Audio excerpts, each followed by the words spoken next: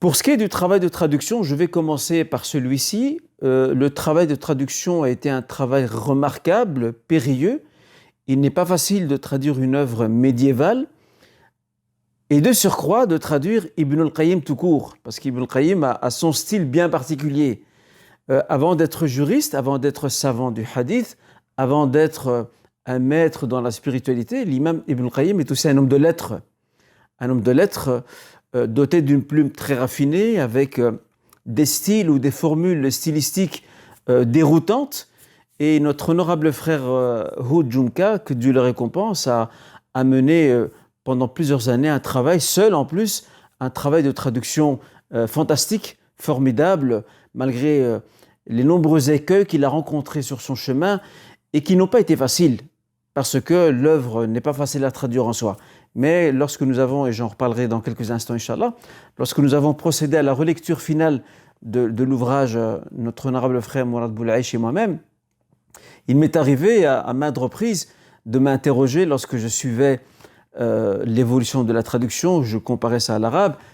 Quelquefois, il m'arrivait de m'interroger, de me dire, tiens, ici, notre honorable frère Houd Jumka, expérimenté, aguerri comme il est dans la traduction, comment va-t-il traduire ce passage quelque peu difficile? Et je vois que, masha'Allah, notre honorable frère Houd a réussi à dépasser les difficultés, même si ce n'était pas toujours évident. Et en tout cas, on tient vraiment à le saluer, à le féliciter, à le remercier, que Dieu le rétribue dûment et dignement pour cet effort. Il a vécu avec Ibn al-Qayyim de jour comme de nuit, comme il le dit si bien dans la préface que vous lirez, Inch'Allah, en introduction de cet ouvrage. Ceci pour ce qui est de la traduction. La deuxième phase du travail sur cet ouvrage, qui a pris plusieurs années, comme je l'ai souligné à maintes reprises, il y a eu un travail de relecture. Et ce travail de relecture a adopté ou a épousé deux formes. Il y a eu la relecture en vis-à-vis, autrement dit une comparaison entre le texte français traduit et le texte originel en arabe. Ensuite, la deuxième forme fut celle de la relecture du français seulement pour essayer de débusquer les éventuelles erreurs de formulation, de style, d'orthographe, grammaire, etc. Vient ensuite la troisième et dernière étape. Donc nous avons la traduction, le travail de relecture de vis-à-vis.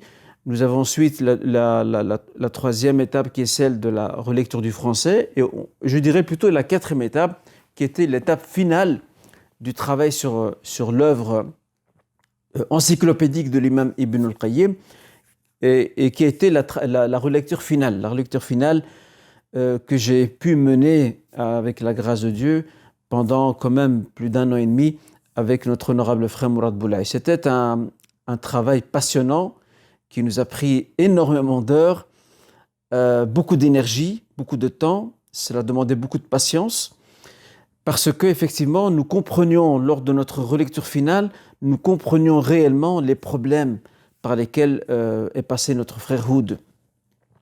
En tout cas, je remercie les éditions de Hadith de m'avoir permis de me pencher sur la relecture finale. Le livre de Zaz, c'est un ouvrage que je connais bien, que j'ai dans ma propre bibliothèque chez moi à la maison. C'est un ouvrage que je consulte fréquemment, mais je dois avouer que ce n'est pas un ouvrage que j'ai lu dans son intégralité. Je retourne à certains chapitres, à certaines questions, pour les besoins de mes lectures propres ou de mes recherches ou de mes écrits. Mais les éditions Al-Hadith m'ont offert l'opportunité de pouvoir le lire plutôt intégralement à travers ce travail de relecture finale. Et là, effectivement, j'ai pu prendre conscience des difficultés rencontrées par notre frère Houd. Notre travail de relecture a été poursuivi à travers différents objectifs que nous voulions absolument atteindre.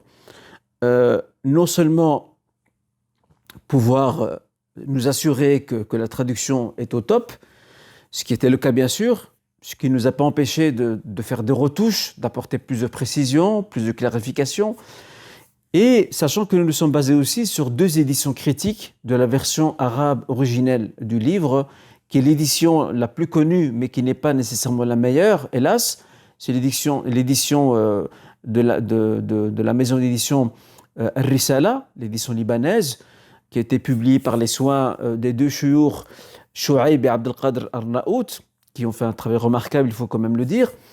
Et puis nous avons une deuxième version, une deuxième édition critique du livre d'Ibn al-Qayyim, Zad al-Ma'ad, qui est celle de Dar Alam al-Fawaid, et qui est un travail collectif de plusieurs chercheurs sous la supervision de son vivant, en tout cas, du Cheikh Bakr Abou Zaid. Le Cheikh Bakr Abou Zaid est un savant de Riyad qui était réputé être un fin connaisseur de l'imam Ibn al-Qayyim. Il a consacré nombre de ses travaux sur l'auteur et sur ses ouvrages.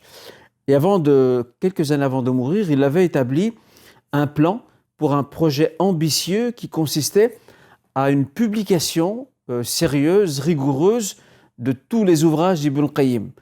Et pour ce faire, il a rédigé une méthode de travail, de recherche, d'édition critique qu'il avait entamée avant de décéder et que ces chercheurs ont poursuivi. Il y a un comité de validation, de vérification qui se penche sur tous les travaux qui ont été fournis par ces fameux chercheurs. Donc la deuxième édition est pour nous très importante, elle est plus récente, mais en même temps, nous l'avons aussi retenue. Pourquoi ? Parce que lors de notre travail de relecture, nous avons remarqué que l'édition première sur laquelle s'est basée la traduction, parce que c'est avec ça qu'on a démarré, et même les relectures suivantes, c'était celle de l'édition libanaise de Shur Shuaib et Abdul Qadir Arnaout. Mais en comparant avec la dernière version de l'édition critique de Dar Alam al-Fawaid, maison d'édition présente à Riyad, nous avons remarqué qu'il y avait des mots, des phrases qui ont chuté, qui ne sont pas présents dans la première édition. Ce qui nous a amené à nous poser la question par rapport à la traduction et la nécessité de compléter cela dans la traduction. Donc cela signifie qu'il y a eu un impact sur la traduction même. Notre travail de traduction nous a aussi amené à apporter quelques réajustements. Je rappelle, c'est un style médiéval, pas facile. Il y a des terminologies qu'utilise l'imam Ibn al-Qayyim. Nous avons été, Mourad Boulaïch, moi-même, amené à les retoucher, à les redéfinir selon le jargon des juristes. Pour ce qui est de ces termes difficiles qu'il fallait absolument redéfinir et réajuster, nous les avons surtout trouvés dans le chapitre de la médecine prophétique. L'imam Ibn al-Qayyim évoque des termes médicaux, il évoque aussi et il cite des noms de plantes. Certains de ces noms sont encore présents aujourd'hui, mais d'autres non. Nous avons dû mener un travail de recherche, un véritable travail de fourmi, titanesque, qui nous a mené, on avait l'impression que nous menions un travail d'enquête, enquête criminelle, parce que nous avions un terme, nous devons absolument retracer son origine. Et je ne vous cache pas que quelquefois, un seul mot nous prenait pratiquement une semaine pour pouvoir lui donner la meilleure appellation, ou la plus proche en tout cas, de celle qui correspond à ce qui est utilisé aujourd'hui. Donc c'est un travail quand même, le travail de relecture a été un travail éprouvant, mais aussi passionnant, parce qu'on a appris aussi beaucoup de choses. Nous avons même dû consulter des médecins aussi, par rapport à certaines appellations ou terminologies utilisées par Imam Ibn al-Qayyim, pour comprendre quelque part les équivalents aujourd'hui dans la médecine moderne.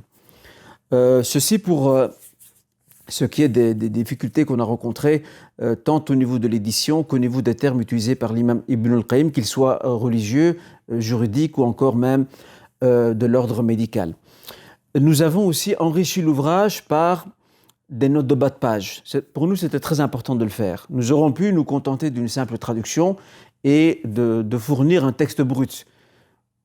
Nous avons fait le choix inverse, qui est d'enrichir le livre par des notes de bas de page qui proposent des biographies très brèves de certains noms propres cités par l'imam Ibn al-Qayyim et qui ne sont pas connus du public francophone, définition de certaines terminologies, définition de certains lieux, mise en contexte de certaines questions, définition également aux précisions apportées à certains événements au contexte historique pour que le lecteur se plonge dans cette époque et comprenne les tenants et aboutissants de ce qu'évoque l'imam Ibn al-Qayyim. Pour ce qui est du référencement des hadiths, nous nous sommes essentiellement basés sur le référencement, en tout cas pour ce qui est de Sahih Muslim, de notre édition à nous, enfin, en tout cas les éditions de Al-Hadith, et pour Sahih Bukhari, il s'agit de la numérotation de Mohamed Fouad Abdel Baqi qui est de vigueur dans la plupart des éditions arabophones et francophones.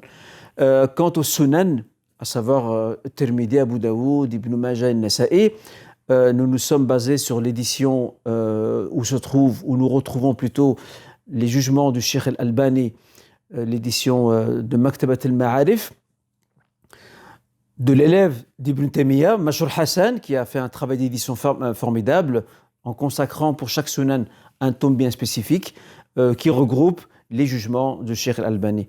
En y ajoutant, bien entendu, le jugement porté sur ces hadiths par les deux chouurs, Shu'aib et Abd al-Qadir, que nous pouvons trouver aussi dans la première édition, l'édition libanaise, l'édition Al-Risala. Et lorsque nous ne trouvions pas ce que nous voulions, nous n'hésitions pas à retourner vers la dernière édition, celle de Dar Ma'alim al-Fawaid, celle dont je vous disais qui était la plus aboutie. Voilà ce que je peux dire en gros concernant ce travail. C'était un travail qui n'a pas été facile, mais qui était un véritable plaisir, surtout dans ce travail de relecture finale que nous avons mené. On espère, Inch'Allah, avoir porté ce projet à son point culminant. Nous ne prétendons pas la perfection, il y a certainement encore des coquilles. D'ailleurs, nous invitons nos lecteurs à ne pas hésiter à nous envoyer leur mail ou leurs remarques au cas où ils y trouveraient des coquilles. Il y en a certainement. Il ne faut pas oublier qu'il y a plus de 2000 pages, ce qui n'est pas en soi chose à négliger. Et voilà ce que je souhaitais dire par rapport à cette question de la traduction de la lecture. Alhamdulillah.